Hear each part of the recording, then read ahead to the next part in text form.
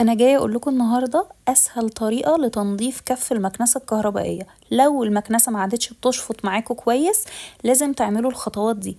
هنجيب كف المكنسه زي ما انتم شايفين كده، اللي هي الفرشه مليانه شعر وفتل وحاجات، وهي من يوم ما جت تقريبا ما اتنضفتش، فانا قلت لازم انضفها واروق عليها عشان ترجع تشفط بكفاءه عاليه. اهم حاجه واحنا بنفكها نبقى مصورين فيديو زي ما انا عامله كده بطريقة الفك، عشان لما نيجي نركبها تاني نعرف نركبها كويس، ما يبقاش نركب أجزاء مكان أجزاء تانية. هنا في زرارين كده ضغطت عليهم عشان أشيل الجزء الشفاف اللي بره ده، وبعد كده بدأت إن أنا فتحت. شايفين منظر الفرشة عامل إزاي؟ فظيعة بجد. هنا بدأت ان انا افك المسامير، 4 مسامير من تحت، وان احنا نفتحهم واحدة واحدة، وطبعا انا بحافظ على المسامير واتأكد ان كل مسمار راجع مكانه واحطه في مكان عشان ابقى عارفة ده مكانه فين. هنا بدأت افتحها كده من جوه وخدت الصدمة بقى، خدت الصدمة واتفرجوا معايا على المنظر اللي لقيته جوه كف المكنسة. ليها حق ان هي ما عادتش تشفط كويس. ناس كتير قوي بتبعت لي اسئله واستفسارات، اللي هو المكنسه ما عادتش بتشفط، اعمل ايه؟ ايه السبب؟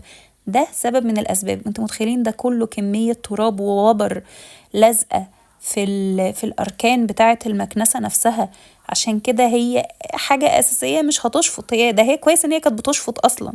زي ما انتوا شايفين كده كل دي وبر وتراب ورمل وحاجات كده متكومة في أجزاء المفروض ما تتكومش فيها في المكنسة أصلا.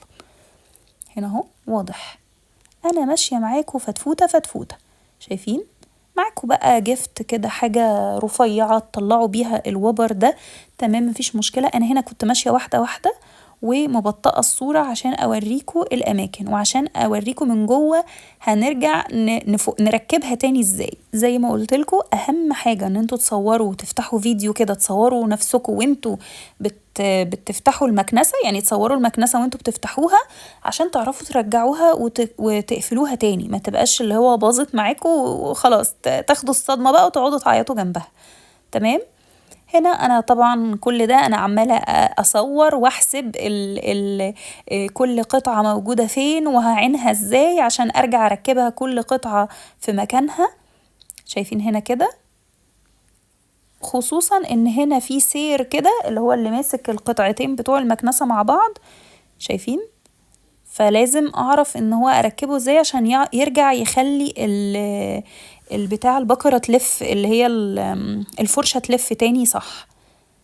هنا اهو واحدة واحدة كده بدأت ان انا افك الاجزاء بتاعتنا، وبمفكة كده او حاجة رفيعة بدأت اطلع اللي في الجناب. بصوا بصوا كمية التراب، انا قاعدة مصدومة، التراب ده داخل جوه ازاي؟ شايفين التراب ده دخل جوه ازاي وثابت بقاله سنين، بقى سنين سنين يعني. انا عايزه اقول لكم المكنسه دي تقريبا بقى لها اكتر من 15 سنه ما تفكتش. فعادي عادي جدا، انتوا لازم تقوموا تفكوا وش المكنسه بتاعتكم وتتفرجوا على الحاجات اللي هتلاقوها متخزنه جواه. بجد مش هقول اكتر من ان هي متخزنه، هي متعتقه، ده تراب ووبر وشعر وحاجات بقالها سنين السنين. شايفين المنظر؟ اكيد واضح. هنا خلاص انا بدأت خلاص اطلع كل الحاجات اللي في الجناب عشان ما ازهقكوش يعني، وهبدأ ان انا ايه، افك المكنسة من بعضها وهوريكوا دلوقتي المنظر عامل ازاي. عايز اقول لكم كل الرصاصي ده كله تراب، يعني ده كله تراب، ما اللي لونه جراي فاتح ده كله تراب ووبر وحاجات من دي، ده مش لون المكنسة اصلا يعني.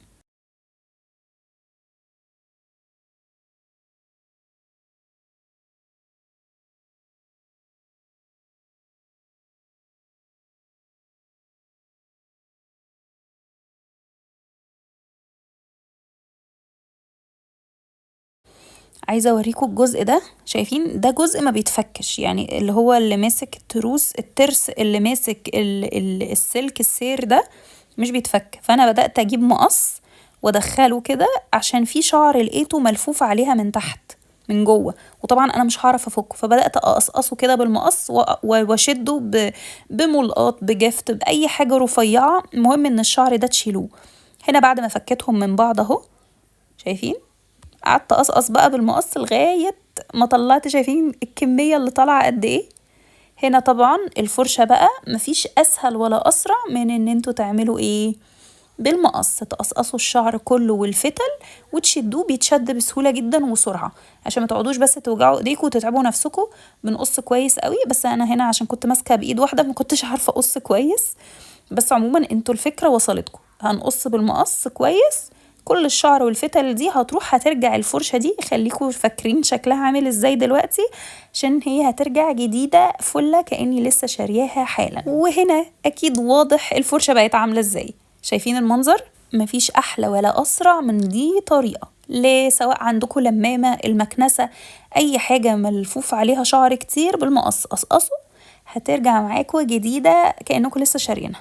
طبعا بدأت امسح المكنسة كويس، مسحت كل القطع، نفضتها كويس. انا مرضتش احط عليها مية بصراحة عشان خفت الاجزاء بتاعتها تصدي.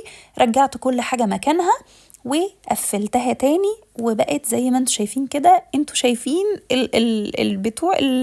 الفرش بتاعت الفرشة نفسها، اللي هو الحاجات بتاعت الفرشة نفسها. شايفين كمية الشعر والتراب اللي طالعين من المكنسة، من وش المكنسة بس مش من المكنسة، قد ايه؟ بجد بجد دي كمية قليلة جدا كمان من اللي وقع تحت المفرش وعلى المفرش والحاجات دي.